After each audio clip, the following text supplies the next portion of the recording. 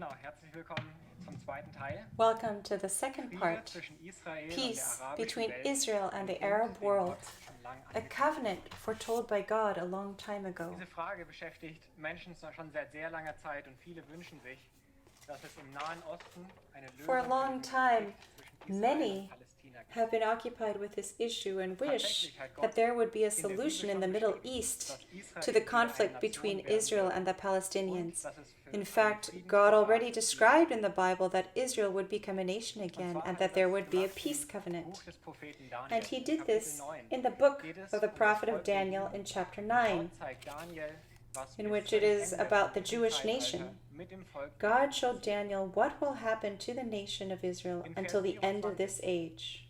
sagt, In heißt verse es über dein 24, Volk, it also über says, Daniels Volk, das sind die Juden, und über 70 deine weeks heilige are Stadt determined for your Jerusalem people, sind 70 that is Daniel's people, the Jews, and for your Im holy Kontext von city, Daniel 9 Jerusalem. In the bedeutet context eine of Daniel Woche 9, ein Zeitraum 1 von week 7 is a Jahren. period of 7 Das years. heißt, That dass means wir es umrechnen müssen, wenn wir uns den ersten Abschnitt anschauen, der if we danach look at the beschrieben first wird, section described after this verse, we find 69 weeks, which is recalculated to be 483 years of the history of the people of Israel. And it begins from the command to rebuild Jerusalem after it was destroyed until the coming of the Redeemer, which is Jesus Christ. They rejected him, but it was still a very important event for the Jews. Now we can see that 1 week is still missing. To be more precise, between the 69th week and the 70th week is a time period which is called the New Covenant, in which we live today. And in this time, everyone, even if he's not a descendant of the Jews, can belong to the people of God by faith, as we've just seen. If we believe in Jesus Christ and believe that he died for us, we will receive the forgiveness of sins and a new life with him. And this is the time that we're living in today, but this time will end. And the 70th week has to do with this.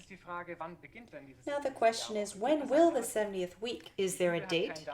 The Bible did not mention a date, but used an event as the start of this week.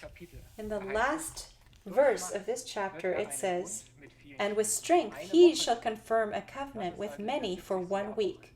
That's the 70th week. But in the middle of the week he shall bring an end to sacrifice and offering. The start of the last week, which is 7 years, is not a predetermined date, but an event. And it is a covenant. Once the covenant is made, there will be 7 years until Jesus Christ comes for the second time. Now, we would like to see what this covenant is and when will it be? When will it happen? The verse shows important aspects that this covenant has, and we want to look at 3 central points.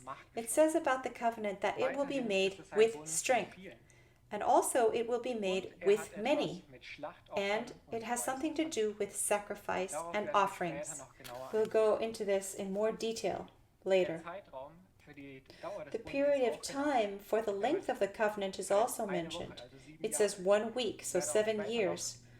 Later, I'll go into this more to see if we can foresee whether the covenant will be announced as a 7-year covenant or whether God is just letting us know that it will be that long without being specified. A lot of effort has been put into finding a solution, but until today, no satisfactory result has been accomplished. It seems, though, on the contrary, that the fronts are hardening. If we look at history, in 1993, the U.S. president tried to negotiate peace between Israel and the Palestinians. 10 years later, President Bush tried it, and about another 10 years later, Obama also tried to find a solution between Israel and the Palestinians. All these attempts did not result in peace, in statehood, or a covenant as the Bible described. What is the reason for this? Why is this the case? we see that the covenant is with many. But until now, the approach has always been between two parties. That is not many. It was just Israel and the Palestinians. On the following map, you can see all the countries that belong to the Arab League. And in 1967, they came to an agreement against Israel with 3 no's. So they're not just two parties that should be interested with peace in Israel, but there should be many countries. This agreement, which was made, included 3 important points: that none of these countries would make peace with Israel. There would be no recognition of the nation of Israel, and there would be no negotiations with Israel. So this is the great conflict and problem which is hindering this peace covenant. Efforts until now have come to the point that some countries would be prepared to make peace with Israel if Israel gives up a lot of territory and if Palestine is granted statehood. But the sequence of requirements did not work in these past years. They were unsuccessful in restoring peace between Israel and the Palestinians, so the other nations did not join. So right now, there's another approach.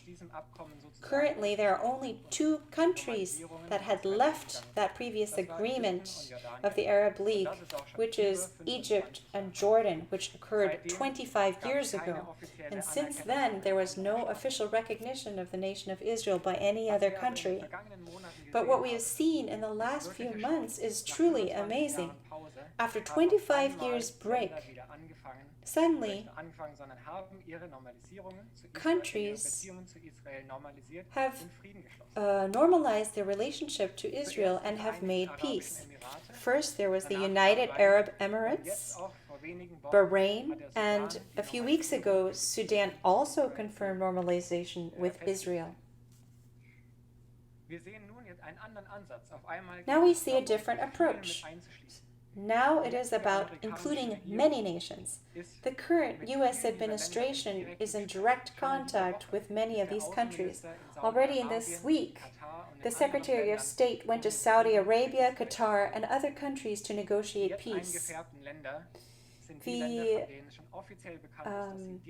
nations that are in color here on the map are in direct talks with the nation of Israel to make peace. After we have seen that this covenant is now taking the approach to include many, we look at the other 2 aspects. In this verse, it says that the covenant will be made with strength. There have been many negotiations and discussions up until now, but we have seen the results just now. So the question is, what does it look like to have a covenant made with strength? You need a negotiator. We've already seen that in the normalization of other countries. There was a very strong and powerful negotiator, which was the U.S. Why the U.S.? Because the U.S. is very powerful in its military and economy. It is the most powerful nation in this world. The Arab nations are also very interested in a relationship with the U.S., especially as we have seen in the news that they're interested in a weapon system. They want to have security against possible threats from Iran. So this is a means of peace, a pressure to make peace. We've also seen that after so many discussions, that pressure has been put on the Palestinians and the government there. So not only have USA and Israel discontinued payments to the Palestinians, the Arab League, the nations have reduced subsidies and funding to the Palestinian Authority by 85% compared to last year. This is a huge sum of 100 billions of euros. And this is enormous pressure for the Palestinian Authority to begin negotiations again. And if we look at the 3rd example of Sudan, we can see how this policy of peace through strength was fruitful. Sudan received an ultimatum to normalize ties with Israel. Dieses Ultimatum haben sie eingehalten. This They accepted the ultimatum because of different kinds of pressure that the US put on them. So the current approach in this point, that this covenant will be made with strength, is happening. And now we come to the third aspect, which is very crucial for the biblical fulfillment of the prophecy. The Bible describes that in the middle of the week, the middle of the 7 weeks, that means after 3.5 years, an end will be brought to the sacrifice and offerings. But we can see currently that the Jews are not able to offer any sacrifices. In their law, it is written that they can only sacrifice offerings on the Temple Mount. And this access is denied them right now. And up until negotiations until now, they have never been mentioned.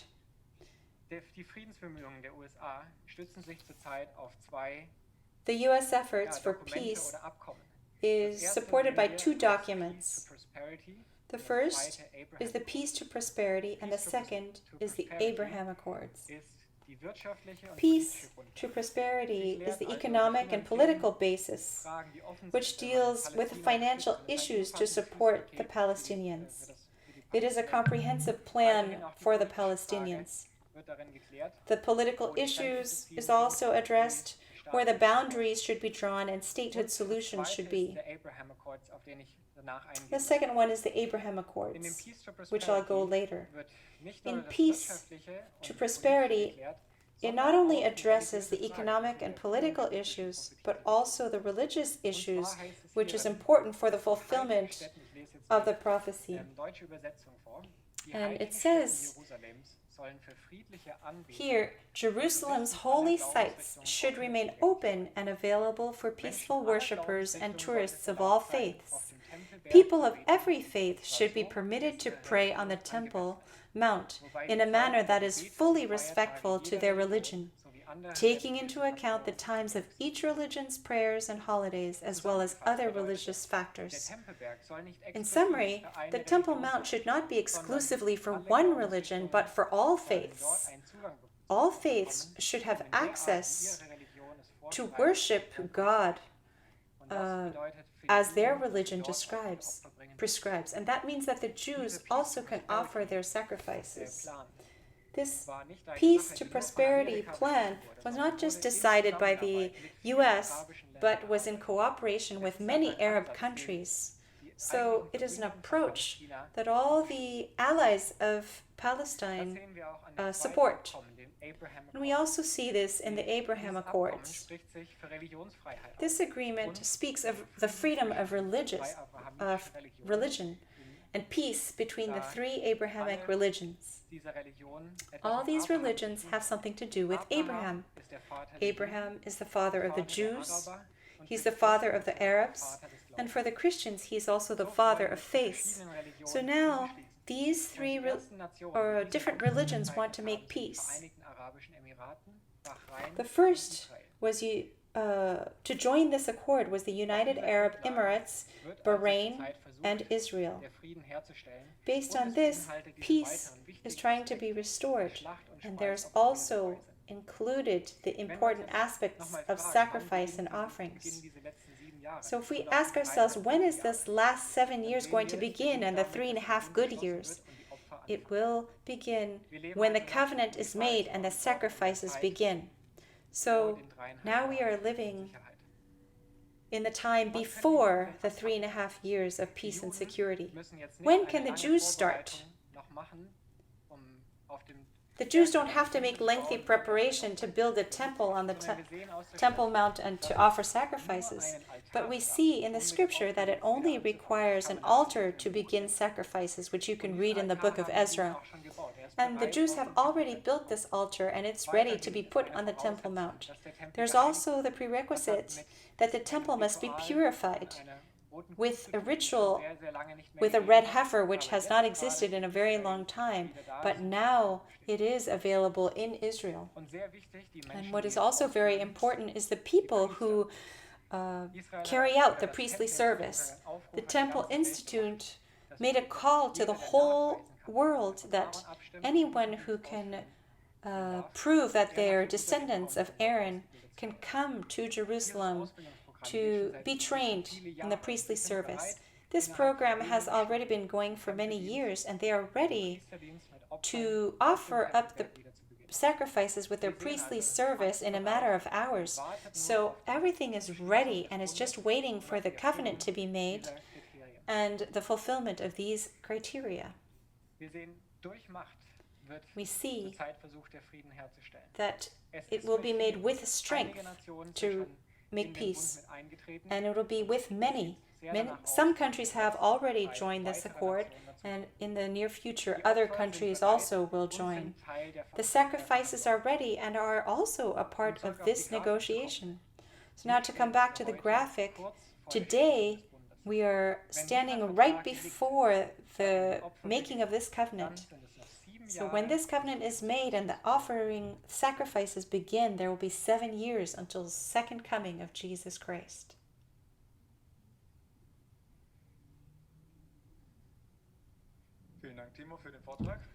Thank you, Timo, for the presentation. Let's see what kind of questions there are. We've progressed, and it's gotten a little late, but we might have a few time for a few questions. The first question is, what role does Biden play in the end times? The Abraham Accord was negotiated by Trump. So now the question is, what role does Biden play for the end times?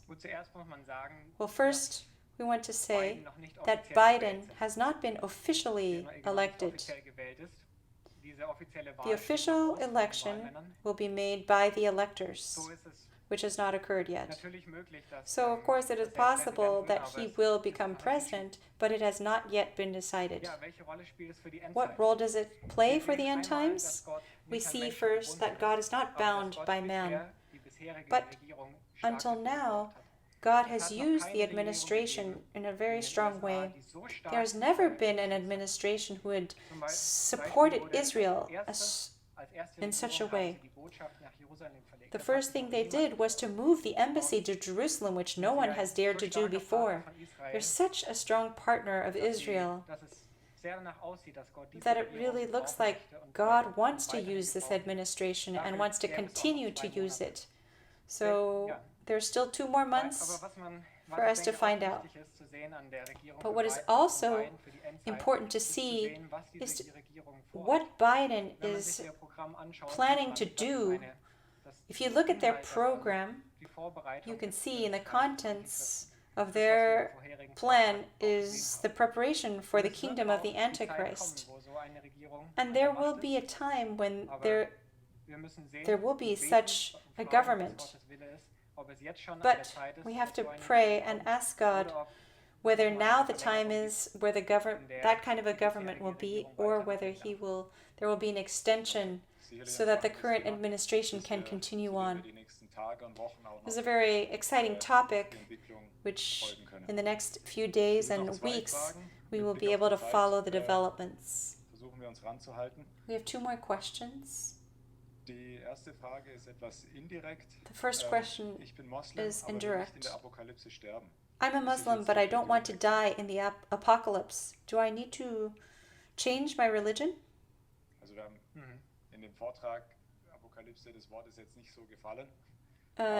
In the presentation, we didn't use apocalypse in that way.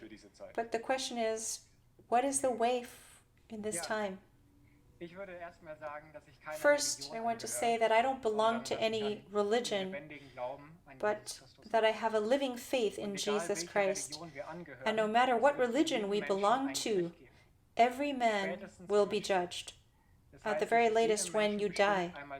That means it is appointed for every man to die once, and then the judgment. And as you said properly, the question should be, where should I be that I will escape this judgment? And there really is only one way not to be judged, and that is by believing on the Son of God, Jesus Christ. To believe with your heart and to confess with your mouth that He is Lord. And as Thomas already said, there truly is a possibility to be kept from this so-called apocalypse, but they're those who follow the Lamb. And the Lamb in the Bible is a picture of Jesus Christ. And in Revelation chapter 14, verse 5, it says, they follow the Lamb wherever he goes. So if you want to be preserved in this time, receive Jesus Christ into your life and follow him with your whole heart. Then he will also keep you from this time. Then the last question is, what is going to happen if this peace treaty is broken in the 7 years? Will there be a reset and will we have to wait an additional 7 years? If this is truly the covenant that the Bible foretold, and it is the fulfillment of it, then it will not be broken. We just see that in the middle of the week, there will be an end to sacrifice and offerings. That means a part of this treaty will be broken, but the Bible already foretold this. But if it really is this covenant, then there will be peace and security for 3.5 years. And afterwards, the great day of God's wrath will begin. And then we'll see whether this is the covenant that God foretold. There's another sign that we are in the end times, which is the end of democracy. These things point to the fact that Jesus Christ will come back soon and that this will be the covenant. Thank you. I want to let you know that the presentations and the previous presentations which talk about this topic and the developments in the Middle East in more detail are on our homepage and in our YouTube channel.